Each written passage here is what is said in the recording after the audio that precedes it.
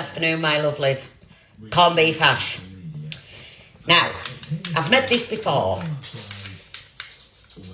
and I always get, that's not corned beef hash. Well, I make corned beef hash completely different to the mushed up variety that looks like what I used to feed my children when they were weaning. We don't do it mushed up in this house. We like gravy with our corned beef hash. So before the comments come, no, it's not that corned beef hash. It's my corned beef hash with gravy. So we're going to start with the stock. 2 beef stock pots, a few sprigs of fresh thyme, a splodge of tomato puree, which is slightly bigger than a squirt, a little bit of garlic granules, onion granules. You need to get quite a bit of flavour in this stock. Liam Perrins Worcester sauce, and just a little drop of gravy browning. Remember, it goes a long way, so it is just a drop. And then about 2 pints of hot water in there. And for a bit of extra richness, a splash of red wine, which is slightly less than a slurp. And that, my lovelies, will be banging stock for the corned beef hash. So I'm now going to start assembling my corned beef hash. Just going to open my corned beef.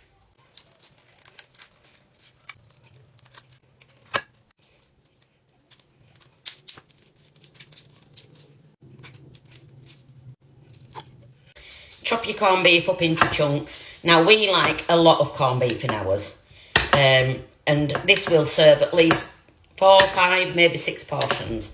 So some will go in the freezer. So yes, corned beef is expensive these days, but this will do at least 4, maybe 5 meals. So let's start assembling the corned beef hash. So I'm just going to slice potatoes. I'm going to do a layer of sliced potatoes at the bottom of this tin. And this is going to be cooked in bell of the range, because the tin's too big for our Colin or our Nina. Now, this won't be ready till later on. It'll be about, I don't know, 7 o'clock. Because remember, I didn't get up today till 2 o'clock. So it's far too... I've got to be up a few hours before I can eat such a beautiful meal like corned beef hash. When you've got a nice layer of thinly sliced potatoes, we're going on with some onion. And I've got a mixture of red onion and white onion here. And I like to leave my onion in corned beef hash quite big. And then put some corned beef. And then another layer of potato. Now, I've salted and peppered the stock, as you could see.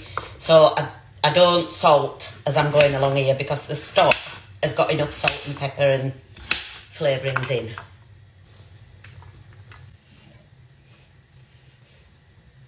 When you finish your layering, just drizzle a little bit of oil on. It can be olive oil, whichever oil you wish. This is rapeseed oil. Now we're going to put the stock on that I made earlier.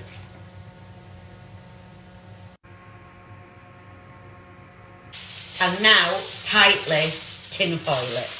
And this is going to go in the range, as I said, at gas mark 5 for about an hour, and then I'll check it. And as you can see, I've kept back just a little bit of corned beef to make some nice gravy. And I'm going to be doing dumplings with this. So come back later to see my version, only mine, although I know that some other people do it this way, of corned beef hash.